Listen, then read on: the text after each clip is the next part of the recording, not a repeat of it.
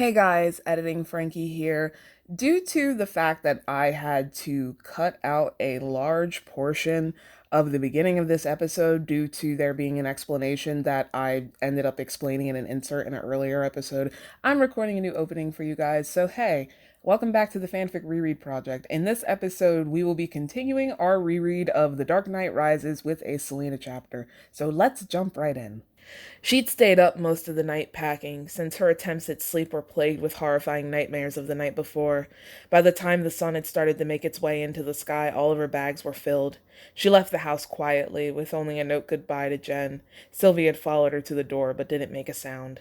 You know what's really funny? This actually reminds me of a moment in one of the drafts of Prof's, like I think one of the first versions, where John is trying to run away from home, and as he's leaving, he walks by one of the other kids' wolves and it looks at him and stares at him, but it doesn't make a sound to alert anybody. We later find out that that's because the person who owns the wolf is actually already outside and following him, but it just reminded me of that moment, and I wonder if that was an influence on this, since that was written like a few months before this was. But anyway. The street was quiet and mostly empty, save for her cab, a few girls, and a cop car across the road. She rolled her eyes. The police tended to leave them alone, but there were always a select few that didn't seem to get it. They could run out the mob, but they'd never be able to run out the sex workers. She put it out of her mind and got into the car. I edited that because it has a slur against sex workers in it. It's not a word that you would think is a slur if I said it, but I'm not going to say it anyway. When I wrote this, I did not know that there were such things as slurs against sex workers, so... The storm had forced her to leave the state to get to an airport that was still open, but the security checks were still longer than the ride there. I don't know why these stories play so fucking coy with where Gotham City is. She went to fucking Philadelphia. It's not that, like, Jesus.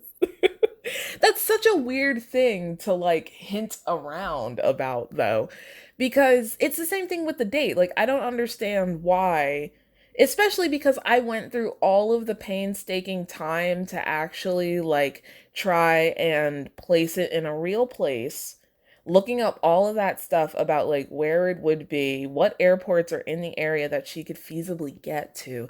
Like, why not just say, "Hi, this is New Jersey. She's in Philadelphia right now." Like, I think what's weird about it is that it feels like the story isn't trying to, like, not date itself, but there's a similar vibe as a story that's trying not to date itself. So it's like, oh, it takes place in the 2000s, but like it never actually references any like cultural stuff from the 2000s. Something like that. That's what this feels like. Like, it wants to be, like, I said it specifically in South Jersey on the coast, but I don't want the story to actually, like, be there outside of the mentions that it's, like, the ocean is right nearby. So I play very coy with where I actually say anything is, and I don't know why. It's just kind of weird. But, moving on. The halls of the airport were quiet, partially because of the hour and partially because of the lack of travelers after the day before. Was the airport in Philly even open after Hurricane Sandy? I'm recording this in 2019, and as I said, this takes place in 2012. So that was seven? Yeah, yeah, 7 years ago now, and I was like here in New Jersey, like not in Philly, not paying attention to the news outside of the fact that they canceled Halloween. So I don't remember shit except that it's a hurricane, and again, even Philly took a lot of damage. So it surprises me that the airport is even open. She moved quickly and kept her head down so that her hat would hide her face. She was out of town, but she wasn't up to taking risks. Yeah, that's another thing that's really weird when you don't mention specifically that she's in Philadelphia, because she's not only is she on the other side of the state, she crossed the state line and she's on the other side of the state and a whole river, and she's still worried. Like, is she that wanted that even the cops in Philly would be looking for her? It turned out she was very right to do so. She noticed a few of the security guards looking pointedly at her. Most did not approach, but she did see one reach for his radio. Why is that did not and not didn't? That's weird. She ducked down a small service hallway and hurriedly took out her compact. "Excuse me, miss, I need to see your ticket and identification, please." She looked up, feigning surprise. She only just noticed he was a cop. She fumbled with her purse, making it seem that her hat was in the way. "Do you mind?" she said, handing it to him by the brim. When he took it, she punched him right through it. He fell to the ground and she stepped to the door, leaving the hat with him. If Selena is like super worried about getting caught here, so she keeps her hat over her face. Don't you think someone would have picked her up during the actual security checks that she said were apparently longer than the ride? Which, by the way, very hard to believe considering that the airport is apparently empty. Like, yes, TSA is a pain in the ass. It does extend how long it takes for you to get to the place where you actually, like, get on the plane. To get to the gate, excuse me. But if the airport, and yes, this does apply to Philly, which mind you, the TSA checks in Philly are kind of like ridiculous compared to some other places, because the Philadelphia airport's also fucking huge. But even if you're going out of a place like that, if the airport is pretty empty or it's just not very busy, you won't be at TSA for more than like 15 minutes, maybe 20, if they have to do like that body scan, which I don't know if that existed back when this was written. Anyway, back to what I was originally saying. Isn't it kind of weird that Selena is talking about like keeping her hat down and stuff, but no one at TSA caught her? But my point being that if Selena was that worried about people seeing her, which to be honest, the fact that people can see her and she's still getting chased by the cops definitely implies that something weird is going on here, because that shouldn't be a thing. But the fact of the matter is she should have got caught at TSA if the TSA checks were as long as she said they were, because you can't wear hats through the TSA checks at all. So moving on. She was easily visible now, but she was too close to the terminal to care. There's the word. As she showed them her boarding pass, she wondered what Spain would be like. Would it be like in the pictures? Probably not, she thought. They never were, at least not all the way. I hate when I say things like they, but it's not, like, entirely grammatically clear what the fuck I'm talking about. Like, what is they? Does that mean, like, places? Cities? Anyway, right before she could board the plane itself, however, she was stopped again. This time, there were two of them. She decided it would be best not to make a scene. She didn't even know they had interrogation rooms in airports. However, with the way things were nowadays, she wasn't surprised. I don't think they do have and then again, they might. That's not that weird. I mean, just like Selena says, airports in the US are very heavily, like, securitied. But there's lots of security in these airports. So the idea that they might have facilities for police to use for police things isn't that weird. Especially, again, not in an airport as big as the one in Philadelphia. So she was surprised when the cop that stood across from her was not one of the two that brought her in there. Instead, it was a woman, one with short black hair with heavy bangs and narrow brown eyes and the longest eyelashes she'd ever seen. Huh. She realized that she was the cop who'd helped her down the stairs the night of the shootout. "I didn't know the Gotham City Police Department had any jurisdiction outside of Gotham City," Selena said, unamused. She shrugged. "Maybe you should have moved first," and pulled up a chair. "I showed your picture to the congressman, and guess what?" "Don't tell me," she said, rolling her eyes. "Still in love?" "Head over heels. Pressing charges, though." She laid a thick manila folder on the table. "You've made some mistakes, Miss Kyle." "A girl's gotta eat," she said coyly. "And you have quite the appetite. Why run? You can't hide from us with a record like this. Maybe it's not you I'm running from." The officer raised an eyebrow. "Who then? Bane?" She leaned forward. "What do you know about him?" "That you should be as afraid of him as I am," she said quietly. "We can offer you protection." Selena rolled her eyes again. The officer rose from her seat and shut off the tape. "When I spotted you, I was looking for a friend. Well, a friend of a friend." Selena didn't respond, but she knew exactly who she meant. "Did they kill him?" she asked in a lowered voice. Selena shut her eyes against the memories of the night before. "I'm not sure." And that is the end of that chapter. Good lord, it took me too long to get through that chapter because I was too busy bitching about the the distance and time discrepancies. For what it is, the chapter is fine. I do think this is one chapter where the unreality of the situation kind of takes away from what was going on. But at the same time, I think that same unreality might be the reason why I was so reluctant to actually mention when and where this story was taking place. To be honest though, the whole thing with like the TSA checks took longer than it took to get from Atlantic City to Philly. That's an amateur mistake. I should have just like caught myself on that and changed it. But the things like the fact that apparently, and this may be true, but that this airport is still like even operating after a hurricane like Hurricane Sandy. Well, you can get away from it because I never mentioned it was Hurricane Sandy and it's not entirely clear this is New Jersey. So, like, we don't know, but I don't see what the point was of doing all of the research and actually checking my dates to make sure I had things right. So, the days of the week that I mentioned were right and lined up with the dates I wanted, and all of this other stuff, and even having that be a hurricane. What was the point of all that if you weren't just going to reference what was actually happening at the time? It just seems very strange. Like, it actually does feel like I was trying to avoid dating the story, but at the same time, because I had this like very meticulous schedule of when exactly everything in this universe was supposed to happen, it doesn't make sense for me not to date the story. So, anyway, it was all right, I guess. But moving on. John watched as the nurse helped Gordon get up into a seated position. He was covered in. Oh, I guess I was about to say I didn't introduce this chapter, but yeah, we're moving on to the next chapter, and it's a John chapter. He was covered in crocheted blankets. It seemed to be unusually cold in the hospital room. She was glad she brought a sweater. "So you think our friend is gone again," he said to her. She nodded her head. "This time, I don't think he's coming back," she said, looking down. Gordon frowned. She couldn't even imagine what they might have done to him. Selena Kyle was the only person who might have known, and she apparently had blacked out before she could see anything. Now she was stuck, wondering what awful things lay in store for him if he wasn't already dead. The thing that had gotten her was that they had apparently taken Wayne too. She wished she could have been surprised, but it made far too much sense. Of course they would take what seemed to be his only other confidant as well. Her thoughts were interrupted by the door opening. All right. So at this point, I understand that in the past I thought it was kind of like flimsy how John Blake in the movie figured out that Bruce Wayne was Batman. But by this point in the story, no matter which way you flip it, John Blake should have realized, like, oh shit, you know?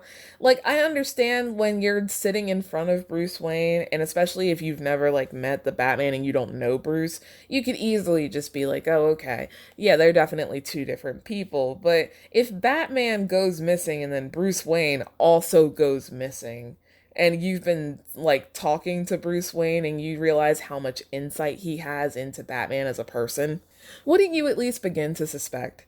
I think what kills me about this, and this isn't really a spoiler, John, I don't think figures out that Bruce Wayne is Batman until literally like the climax of the story. That's too long. Like, there is no way that she wouldn't have come away from this being like, hold on.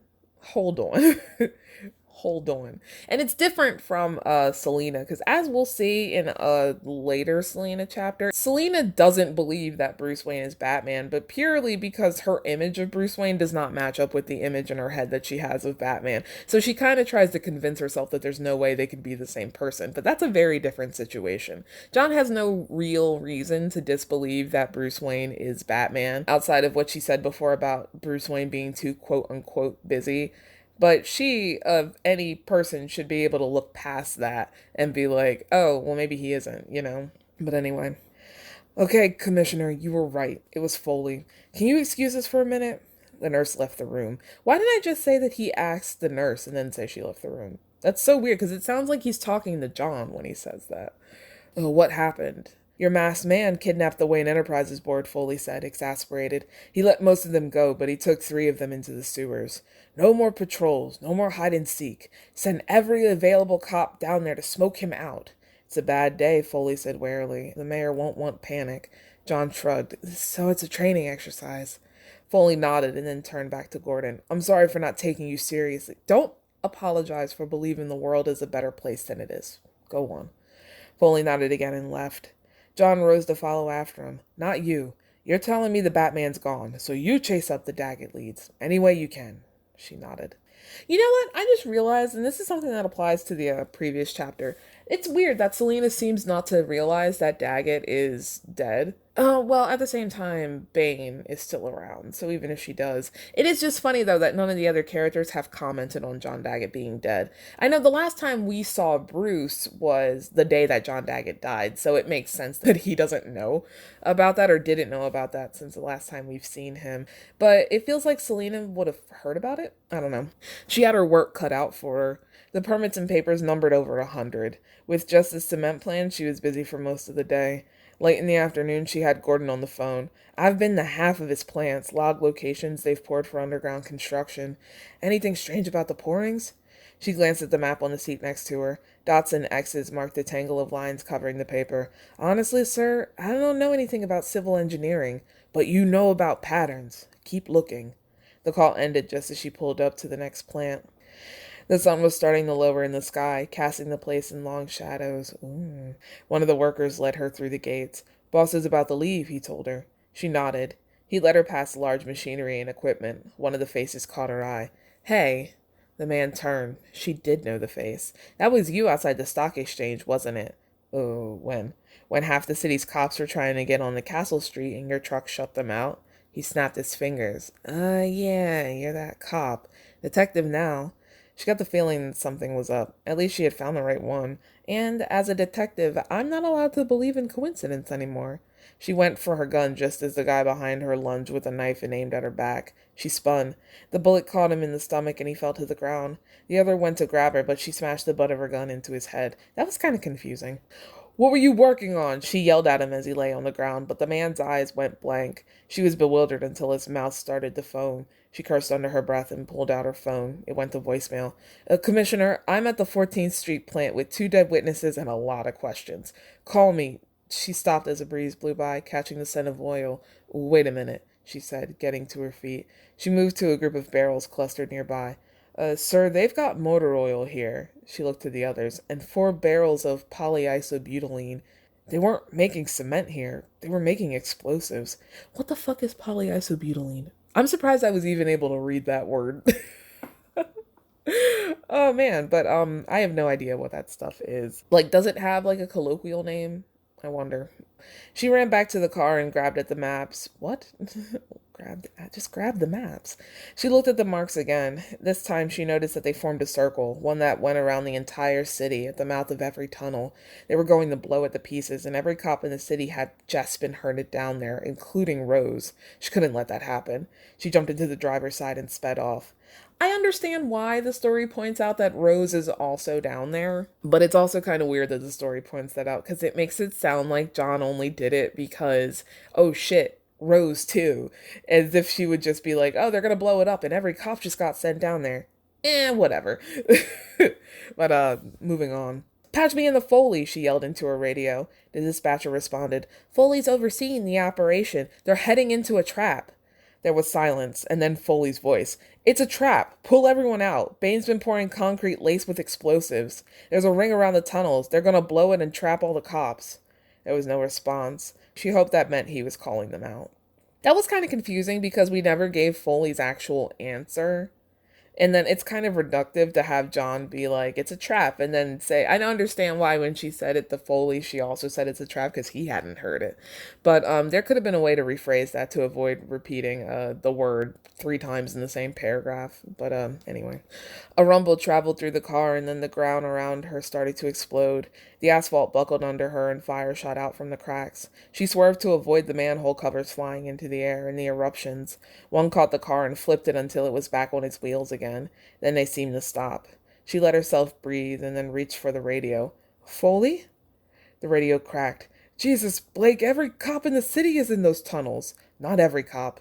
She shoved the door open. She had to get to the hospital. She jumped out of the car and pulled the shotgun from the trunk. There was another vehicle, an SUV, not too far from where she was. She ran to the window. There was someone still inside. Are you all right? He nodded. I'm a police officer, and I need your car right now. He obliged readily, surprisingly. She flew down the debris-filled streets, swerving around the flames and smoke billowing from fissures in the asphalt. She kept a firm hand on the horn to move the people from the road. When she arrived at the hospital, she tore from the car and through the front doors. All right. So here's a thing that I've noticed in a lot of my old stories. I tend to, and by a lot, I mean in this and Batman Begins specifically, but I tend to go kind of hard on like the adjectives and just like using descriptive words to make sure that the audience really gets the sense that something is happening. But this goes too far and it makes it seem like super extreme. She flew down the debris filled streets and she tore from the car. This one's not as bad, but I think a better example is if you go back to Batman Begins, the episode where I read Rachel's introductory chapter. Rachel is clearly angry, so every time Rachel walks somewhere, she's described as stomping or stropping or like walking very hard. And I understand that I'm trying to convey the fact that Rachel is angry, but it starts to come off like she's throwing a tantrum. Sometimes it's a little bit too much. This time it wasn't like that bad, but because it was only those two words plus the other stuff, but there it still started to get that feeling that John's just like going like super fast, like she's fucking Sonic or something. But moving on. People were crouched on the floor in the lobby. Bane's men had definitely been through there. She dashed for the hall and up the stairs. People were cowering in the other rooms she passed, none of them the mercenaries she'd seen. Gunshots echoed down the hall, and she sprinted towards the room. The door was closed when she arrived. She kicked it open. Two men were dead on the floor, but Gordon was gone. She froze as a gun was pressed to the base of her skull. "Clear the corners, rookie," she sighed. It was only him. "Get my coat, Johnny." All right, so that chapter was interesting. I'm not really feeling it. It's fine. It's not any like worse in quality than any of the other chapters we've read so far. But like it's entertainment value wise, I am not really feeling it. I feel the same way about both of these chapters. One piece of praise I do have for this chapter is that it does a good job setting up the fact that the explosions are about to happen with Foley coming in. And one thing the story has actually been pretty good about is conveying events that happened off screen or off page here that did happen on screen in the movies, such as, you know, Bane, like pretty much anything Bane does. This story has been doing a good job of conveying, like, oh, Bane's doing this, Bane's done this, Bane's done this, you know? The only thing that I think happens off screen that's never actually mentioned on screen until much, much later, though, is Bane breaking into Wayne Enterprises and stealing all of those things. But I guess the implication is there. Anyway, that chapter was a... eh. So moving on, we are going back to Selena now. It had only been a day, but it was one day too many. She was never one for jail, but Blackgate was especially bad. The place seemed wilder now that they had given up on segregating it by gender. Male, female, everyone in between and outside, now all together, for the most part. They grouped prisoners by crime now, unless they were crazy enough to get put in maximum security. The warden was going to put her in with the serial killers, but the guard talked them out of it. She didn't know whether to thank him for it or to kick the shit out of him later.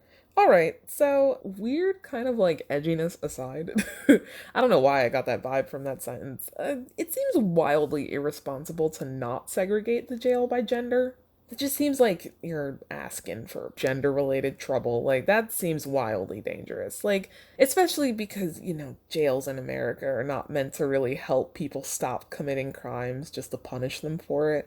It seems like if you had a jail and then considering the like actual rate of gender related like crimes, throwing non-binary people and women into the same cells with like cis dudes just seems like no, like don't.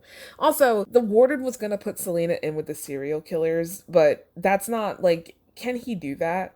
I feel like this is something that the story maybe should have explored down the line. The implications of that are a lot more than I think I realized when I wrote it back in 2013. That, like, supposedly the Dent Act cleaned all of the corruption, quote unquote, out of Gotham City outside of, you know, Gordon lying to get the Dent Act to be made so that people didn't know what Harvey did. But then you have prison wardens still who are here literally about to throw a woman whose greatest crime was probably like stealing something very expensive and assaulting people who tried to stop her in with people who murder people. And like, yes, Selena has killed people, but there's a difference between a serial killer and like other types of murderers. It just seems wildly inappropriate. And then again, it's something that I kind of just threw in there, and then like the story never touches on that again. But anyway, she'd always hated the way this place looked. The lights were too bright, made even brighter as they reflected off the white and gray walls. But that was jail, wasn't it? It was better than the multitude of places she could have been. There were worse jails, and it was miles better than what she had heard about the penitentiary at the asylum. Yeah, every hallway is a different color. The sound of commotion coming from down the hall didn't faze her because the place was hardly ever that quiet, even at night. The voices eventually caught her ear because she didn't recognize any of them. The gunshot is what got her to her feet, though. She peered out of the bars and saw a group of people, not any of the guards, not officers of any kind, slowly moving toward her end of the hall and letting some people out of their cells. What the hell was that? "Well, what about me?" some guy asked as the group moved by him with barely a sideways glance. "You're a rapist," one of the men spat. "No one's letting you back on the streets." "Hey," Selena called out. "We handing out get out of jail free cards or something?" When he looked at her, he raised an eyebrow. "Not exactly. We're taking control of this prison. Anyone in prison without a trial under the Den Act is free until found guilty." "On whose authority?" she asked incredulously. "The people's." "That's new," she said. While it was good news, because she would get to go home now, there was something a little off about it. The people? Since when did the masses get a say in this? "How are the police going to feel about you all putting their hard work to waste?" "The Gotham City police are just as corrupt as the worst people in this jail," he answered defiantly. "They have no authority in this city until they learn to serve true justice." "What's that supposed to mean?" "Exactly as I said." He strolled right up to her cell door, holding a big ring full of keys in his hands. She was slightly put off by his piercing blue eyes. "Do you disagree that the Dent Act hasn't brought on an onslaught of profiling and violence against your underprivileged?" She narrowed her eyes. "Do I look like a white person?" "Well then. But why the sudden change of heart? It was like that before, too." "That was before we came," he said with a smirk. "Before he came." Now it was her turn to raise an eyebrow. "What, has Bane made himself mayor?" He unlocked her cell. "Please, no one man deserves power over this many people." "Cute." She rolled her eyes as she sauntered out past him. "So when's my hearing?" "Next year." "Next year," she repeated. "We have other things to attend to for the next 2 months. More serious crimes to take care of." She wondered what those might be, but she didn't press the issue. She needed to find a way back to the house and some new clothes. And that is the end of that chapter. Yeah, that was better than the last two chapters. Somehow. The parts where she was going on about, like, oh, Blackgate's real bad, those were kind of, like, maddening. But the actual conversation that she had with this rando with the eyes was actually kind of interesting. This is what I mean about, like, the story does try to say something. It is not super successful and it does feel very surface level, but again, given that this was written in 2013 and knowing where I was as a person in 2013, it is admirable that I tried, you know? And this chapter at least does make a good point about pointing out the fact that, like, the Dent Act is allowing people to just throw people in jail because they look like vaguely associated with organized crime, not even realizing that, like, the police are racist. Like, you can't. And this is the first time this is being called out, and Bruce doesn't have a problem with. Like, I feel like, again, this is what I mean, though, is that, like, while this is good, it feels like there are other moments where this issue should have been brought up already, and it hasn't been. Going all the way back to the first part of the story and the chapter where Bruce had just gotten back from foiling, quote unquote, the shit that went down at the stock market exchange. And he's talking about, like, Alfred's like, well, if you gave the equipment to the police, and then Bruce is like, no, because one man's tool is another man's weapon. Never once really explaining what that means. But this would be a really good example of what that could mean, you know? And the fact that, like, the Dent Act is allowing the police to basically just profile more than they used to and get away with it and just throw people in jail. And, like, that's never brought up until now. It's the story is frustrating sometimes, like, because it really does try, but it just doesn't hit the mark sometimes. So, moving on, we are going to another John chapter. There was a tense feeling in the air as John made her way back to her house with the commissioner. "But how could they possibly have known?" she heard the commissioner mutter again. He was talking to himself, but she'd been thinking the same thing. There was something awfully convenient about the timing of all this. She knew that they'd been pouring for a while, way before Gordon found out about them. All the stuff she pulled on the plants told her that. But what the hell else did they need concrete laced with explosives for? What else were they looking to destroy? She hated when she didn't know what was going on like this. It made her edgy. With the rest of the city's police trapped underground, there was no telling what Bane was going to do next. Their only real lead was that nuclear reactor Wayne Enterprises had, but even that was a dead end. The only guy that could do anything with it had been reported dead back in May. Even if there was something to chase, there was no one to do it. There was a price on the commissioner's head now, and maybe hers too. She had flashbacks to the Joker's reign of terror over the city and how far it had gone before he could be stopped, and that was with the police and the Batman on his ass. Bane had gone ahead and eliminated any opposition he could have had before he even did anything. Who was going to stop him? She pulled into her driveway and hurried the commissioner into the house before anyone could see them or say anything. She turned on the TV in an effort to find out what was going on, but the cable was out. "You have a radio?" Gordon asked her. She shrugged. Probably not. She never really needed one before, but she did get it on her iPod. He directed her toward a local talk station. The voice that met them didn't sound like any broadcaster she'd heard before. Alright, before we get into that, see here, Exhibit A, foreshadowing to the fact that Bane actually did blow up the hole underneath the Wayne Enterprises thing and broke into it via that. Again, this story does a pretty good job of planting and actually detailing the shit that happens off screen, despite the fact that it happens off screen or off page. So I think that in my edits, the fact that I kind of like pushed Bane out of the spotlight isn't that bad. Though again, in this part of the story, I do think that he should have come back, but we're going to do something about that later. But at this point, not just yet. So this is still working. I like this. Blackgate Prison, a symbol of oppression, where 1,000 men have languished under the Dent Act, it declared. The voice was deep and dark, and made her grit her teeth, like someone sliding a metal fork over a ceramic plate. "Is that who I think it is?" Gordon asked. She didn't answer, but she knew they were both thinking the same thing. "Under the name of this man, Harvey Dent," he continued, "held up to you and over you as a shining example of justice and good, you have been supplied with a false idol to stop you from tearing down this corrupt city." John tensed. She didn't like where this was going. Oh no.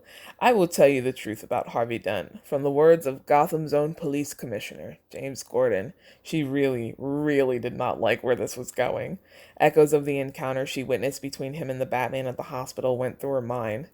"The Batman did not kill Harvey Dent. He saved my boy, and then took the blame for Harvey's appalling crime so that I could build a lie around this fallen idol. I praised the madman who tried to murder my own child. I can no longer live with my lie. It is time to trust the people of Gotham with the truth, and it is time for me to resign." "Do you accept this man's resignation? Do you accept the resignation of all the liars and all the corrupt? We take Gotham from the oppressors of generations who have kept you down with the myth of opportunity and give it back to you, the people. The instrument of your liberation is this: a fully primed neutron bomb with a blast radius of 6 miles. This bomb is armed, this bomb is mobile, and the identity of the triggerman is a mystery. One of you holds the detonator. At the first sign of interference from the outside world, this anonymous Gothamite will trigger the bomb. The powerful will be ripped from their decadent nests and cast into the cold world the rest of us have all known and endured. Courts will be convened, the spoils will be enjoyed, and blood will be shed, but the police will live until they can learn to serve true justice. But this great city will endure. Gotham is yours, and none shall interfere." The broadcast descended into white noise after that, and then the voices that should have been there returned, just as bewildered as she was.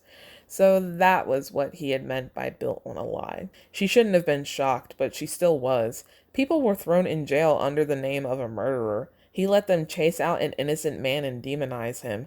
A barrage of questions filled her mind, but the only one she could ask was, why? Gordon was staring at the wall with a look of distress on his face. He didn't answer her. All of those people, locked up in Blackgate and denied parole under the Dent Act, based on a lie. Gotham needed a hero, he said quietly. They had one. "Do you know what he told me?" Gordon said, slowly turning towards her. "He told me that sometimes the truth isn't enough, that people deserve more. He took the blame so that we could prove the Joker wrong. He tried to kill your son. He killed 5 people," she said. "You can't just dump that on someone else, even the Batman." "But we could. That was the point. He could be whatever Gotham needed it to be. Now he's gone again, and we need him the most." He didn't respond. All right, so pause right there. It is a little weird that the questions where Bane's like, "Do you accept his resignation?" when he's on the radio and like there's no one there to actually accept it. I will say though, I actually really like the way that this was altered. I don't remember why I did it because in the original draft of this story, it was the original way it happened in the movie where Bane kind of rolls up to the front of Blackgate Prison and does like the announcement on the news and stuff. And then he blows up the prison. But him having his people infiltrate the prison and release everyone and then going on the radio and like doing this probably at the same time, number one, him infiltrating the radio waves and like sort of interfering with all of the broadcasts is very, very creepy, and I like that. And I think it does add mystery to the character because so far we have only seen him on screen twice. And it's very, very interesting how this character is kind of being shrouded in the darkness like this. I kind of understand what I was going for by deleting the fourth POV character entirely from the story. Presumably the veil, quote unquote, would have been lifted later on. I don't know. Now I'm like, I've come back around and I'm like, this actually kind of is working. It's just interesting, and I really like that because, like I said, it's very creepy. But let's go on and finish the chapter. She knew it would be hell now. There would be riots across town. All those people would explode in the uptown and tear everything down. Oh, God, bars. This was a long time coming. Gordon had spent all that time perpetuating a lie so that the city on fire wouldn't burn to the ground. Now, here they were again, their city aflame. But there was no Batman to help them now. No lies for Gordon to make up to placate the people. They were on their own. I think I said that. I think it's placate, but I'm not reading it again. What are we going to do now? Gordon asked her. Well, I was going to keep you moving until we could get you in front of a camera, but that'll be impossible seeing as you've resigned. She turned to him. And if anyone catches you on the streets... She didn't have to finish to know that he caught her drift. They both turned at the sound of a knock on the door, but he was the one who opened it. Foley moved past him into the house, looking absolutely shaken. Gordon closed the door behind him quickly. You can't just go around opening doors anymore, sir, she said. Did she not just mention that? I love that John's annoyment here is very palpable. Or her annoyance, excuse me. Gordon seemed to ignore her. What happened to you? He asked Foley. There was a riot. I'd left my house. He turned to her then. I would have called, but she nodded. You were too busy trying not to get mobbed, I understand. They were moving faster than she thought. Nobody followed you here, did they? Not as far as I know, he said as he sat down on the couch. I'm not going to be able to go anywhere, not for a while, Gordon said to her.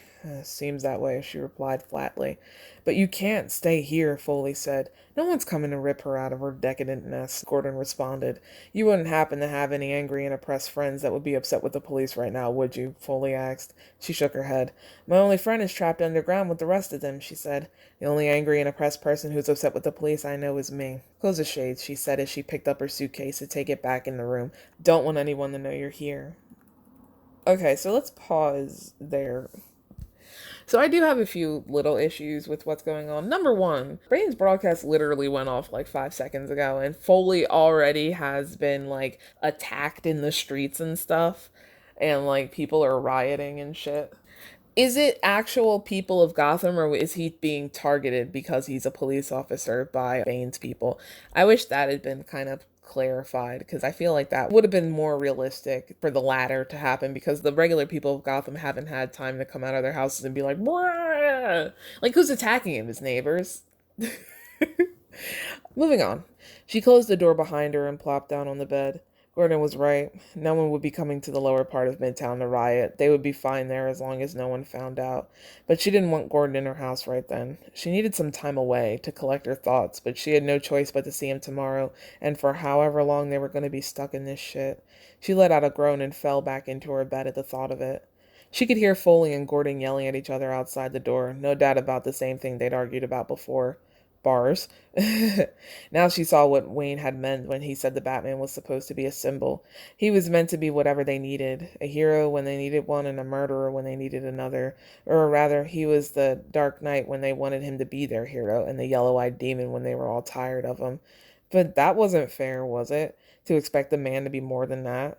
Because that's what the Batman was deep down, just a man in a batsuit with a lot of money and time on his hands and anger at the institution. Bruce, like, how do you not? How did she not? Were they really expecting him to be a saint? No wonder he wasn't about the symbol thing anymore. But that's the end of her chapter. So yeah, I'm gonna end this episode here. So yeah, this chapter's not bad. I like this chapter and the previous chapter much more than the two we read before that. Like I said, I really like the change of Bane like infiltrating the radio waves and stuff like that. Also, again, the implications that there might be something like supernatural going on there kind of worked with the old premise of like lifting the veil and stuff at a certain point in the story. I kind of like that. I also think that Gordon's conversations with John here are very interesting. John's inner thoughts are also very interesting. I kind of used to complain because it seemed like all of the characters had arcs that centered around the Batman, but that's not really true. Understanding what is going on with the Batman isn't supposed to be John's entire character arc. Unfortunately, John, I think, has one more edited chapter before we get to the unedited parts, and so her character arc kind of gets mangled because of that. We'll talk about that more in the next episode, but for what it is, it does look like John's character arc is going somewhere interesting with her being stuck in this house with two people that she really doesn't want to talk to right now, especially Gordon. So it would have been interesting to see all three of these characters kind of like playing off of each other and finally getting to hash out all of their issues and tension with each other. As well, her thoughts about the Batman are pretty interesting. It's an interesting sort of like perspective on how this whole Batman thing has been. And a perspective that again would have been fleshed out better if The Dark Knight had been written, but I can only say that so many times, can't I?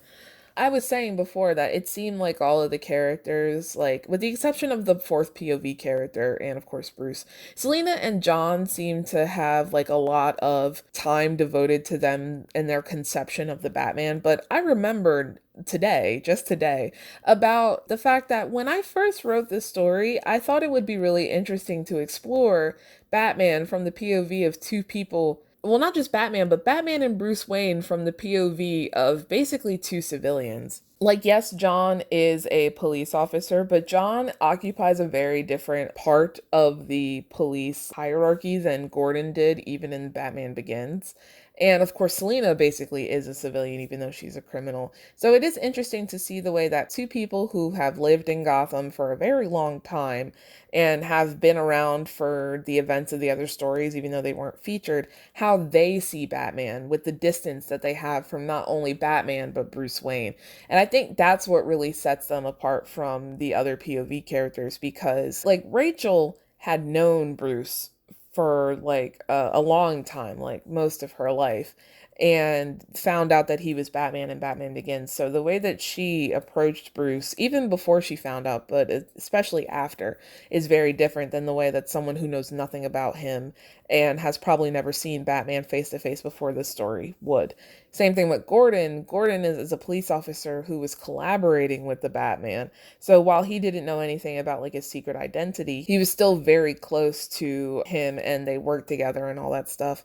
So this story was supposed to take some fresh perspectives of people who had lived during the time of the Batman, but like had never interacted with him face to face. And so in that respect, remembering that, I understand now why quote unquote so much of Selena and John's chapters tend to be devoted to them thinking about Batman and stuff. But anyway, like I said, this batch of chapters was like up and down. Again, the latter two, I enjoyed them much more than the former two, but everything was all right. So next episode, I think we begin on another Selena chapter. We're gonna have to talk about that fourth POV character because I was originally going to insert him starting here because I was thinking to myself, oh, this is the part of the story where he feasibly would have started showing up. But having him in the edited chapters just feels weird. Number one, because his chapters were not edited in tandem with these, so they tend to contradict things that happen in other chapters, so I kind of wanted to avoid that. But also because, again, these edited chapters are written with the presumption that this character is not going to show up. So his chapters tend to sort of like sometimes mess up beats of the story. This was a problem with the first half of the story and why I didn't insert him from the beginning. So we might just wait until we get to the edited chapters, and then I might devote like an episode to catching up with him or something. I think next episode we are just going to start with this Selena chapter. So if you like this video, like it on the YouTubes. And then subscribe to the channel, watch some other videos, catch up on the first quote unquote half of this story and the reread for that. And I will see you next episode. Bye.